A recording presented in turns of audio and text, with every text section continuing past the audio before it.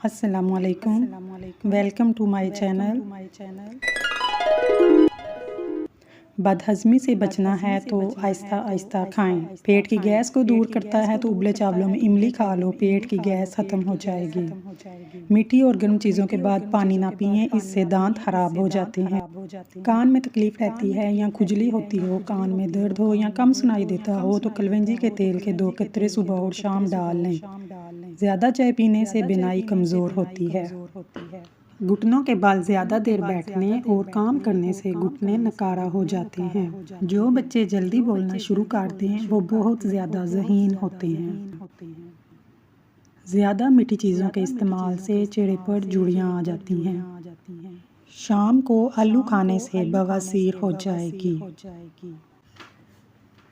कच्ची हरी मिर्च हर खाने में इस्तेमाल करें, इससे जिस्म की चर्बी पिघलती है। रोज़ाना सुबह के वक्त घर की सफाई करने से रिज़्क में इजाफा होता है।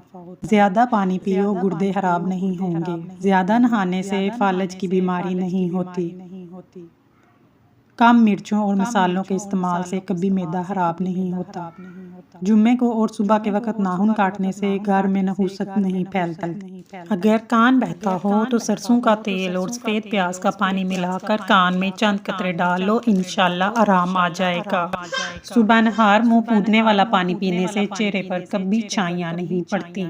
नींबू के छिलके खुश्क करें, उनको पीस लें, इनमें नमक शामिल कर लें और रोजाना दांत साफ करें। दांत सफ़ेद और चमकदार हो जाएंगे।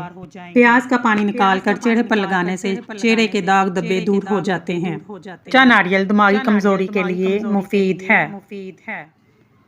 शलजम का रस पीने से इंसान जवान रहता है।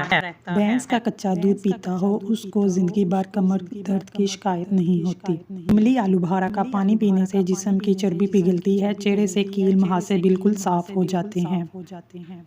दही कोलेस्ट्रॉल कम करता है, वजन भी कम करता है। 4-5 दिन कच्चा प्याज खाने से पेट के कीड़े मर जाते हैं।